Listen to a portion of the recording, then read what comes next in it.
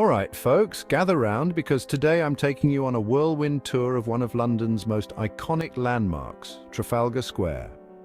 Now, if you're imagining a simple, boring patch of land, think again. This place is steeped in history and brimming with tales that could make even the Queen's Guards crack a smile. Let's rewind to the early 1800s. Picture this: London is buzzing, and there's a need for a grand public space. Enter Charles Barry, yes, the same chap who designed the Houses of Parliament. Barry was tasked with creating a square that would befit the grandness of the British Empire. No pressure, right? Originally, Trafalgar Square was conceived to commemorate Britain's naval victory at the Battle of Trafalgar in 1805.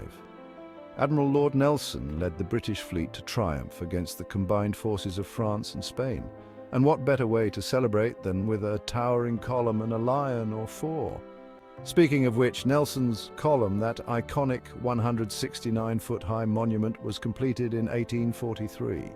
But did you know it was designed by a chap named William Railton, who, by the way, had never designed anything quite this colossal?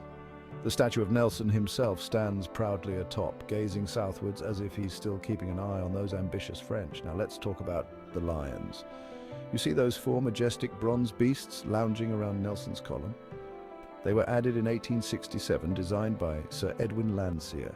Here's the kicker: Landseer was more accustomed to painting animals than sculpting them. Apparently, he even used a dead lion from London Zoo as his model. Talk about dedication. Trafalgar Square isn't just about statues and history, it's a place of gathering. Over the years, it's seen everything from political rallies to impromptu dance-offs. During World War II, the square became a symbol of resilience. In fact, the Christmas tree that's lit up each year is a gift from Norway, symbolizing gratitude for Great Britain's support during the war.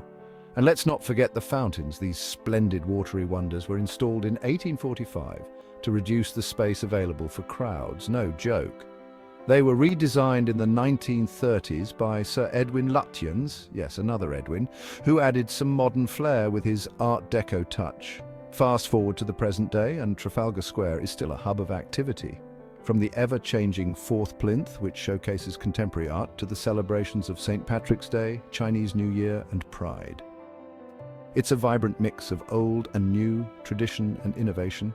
So next time you find yourself in London, take a moment to soak in the rich tapestry of history that is Trafalgar Square. And maybe, just maybe, give a nod to Admiral Nelson. After all, he's been standing guard for over 180 years. All right, history buffs, that's a wrap. Thanks for joining me on this little jaunt through time.